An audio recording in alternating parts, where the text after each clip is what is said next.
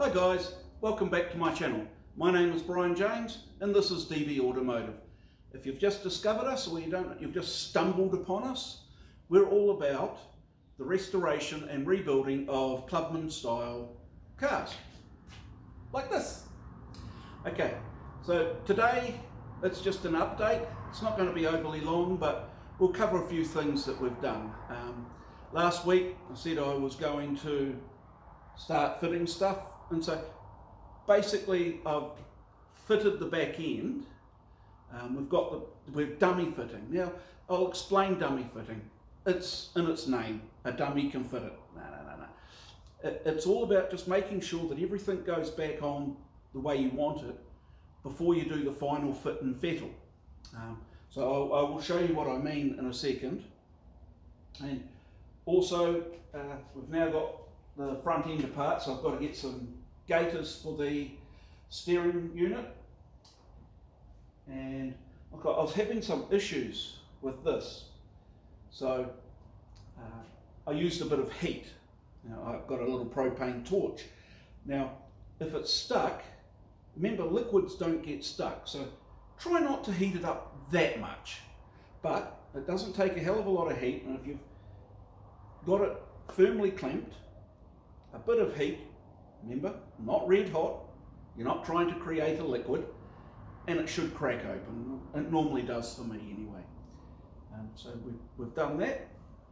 Now, what I will do is I will grab you and I'll show you a few things that need to be done to make this thing legal in New Zealand. So this has been on the road in New Zealand and it was getting warrant of fitnesses and registrations.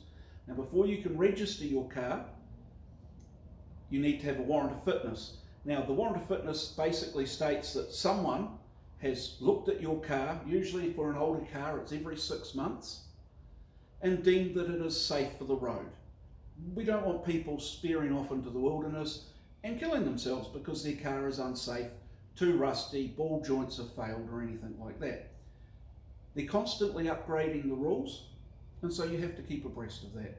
Usually if you aren't, you get a rude shock when you come to getting your warrant of fitness and you've got to take your car away and get it rebuilt.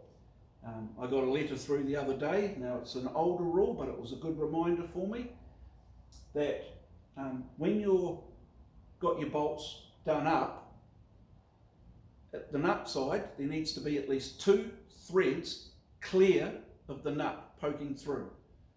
Because other than that, if you haven't got that, and I'll show you what I mean by this, because this doesn't, it is, you don't know where the bolt ends and if it's actually holding on. So let me grab you and I'll show you what I mean.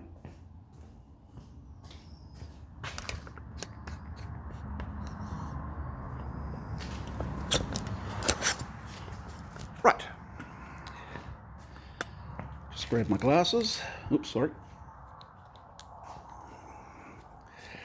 So, there's an example of what I'm talking about. The threads aren't popping through on the other side, and it needs to come through at least 2 threads. And it's the same there. And there.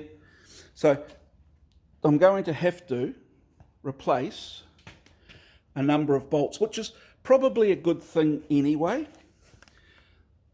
That's what they're looking for. That you can see at least 2 threads clear, and that way you know that it's got its mechanical advantage. Now, dummy fitting. And so you can see that the brake calipers are pretty crusty at the moment. The reason is I haven't done them up yet. I am going to re-kit them. They're going to get a brand new kit in them, and they'll be sandblasted, painted, and they'll look pretty. And it's the same with the springs. They will get a sandblast and a powder coat, so we don't have that great patina on it. So that's what you're dummy fitting. Now, quite often, more often than not, finished article. Right, here we go. More often than not, you'll end up taking a part out and fitting it a number of times. Don't get disheartened, it's all part of the process. You know, no one, absolutely no one, takes or builds something straight away and doesn't have to take things apart. It's coming along quite nicely. Fuel tank, crusty gauge cluster, we will be doing something about that. New Woolwood calipers, if you can, and it's become safety orientated, replace it, put something new in there. The ones that I had in there weren't very good, no point in having them. It's the same with the suspension, the shocks, they were horrible, just replace them. It's your life you're talking about.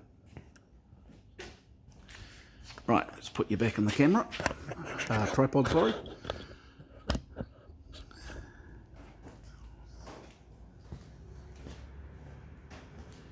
Take these off so I can see what you're doing. Now, look, like I said, there's not a lot that's happened this week. I've been a little bit slack because I haven't had the money available, but this week I should be ordering the rubber gaiters for the steering unit and the ball joints for the independent rear, the S13 independent rear end lower ball joints. Once I've got them, then I can start really starting to finish things off. I've got to order, obviously I've just talked about it, I've got to order new bolts, and then once we can start tying things up, new bearings for the hubs. Once I can get all of that done, the next thing will be I want to redo all the brake lines and fuel line so they're a lot nicer, and we'll go through that process together. Other than that, hey look, thanks for watching. If you like what you see and you want to see more, by all means comment below. I love reading the comments. I love hearing from you guys. If you have a question, ask it. I'm more than happy to answer it to my limited knowledge. And please hit like and subscribe. Anyway, you guys have a great day. I'll catch you next week. Bye-bye.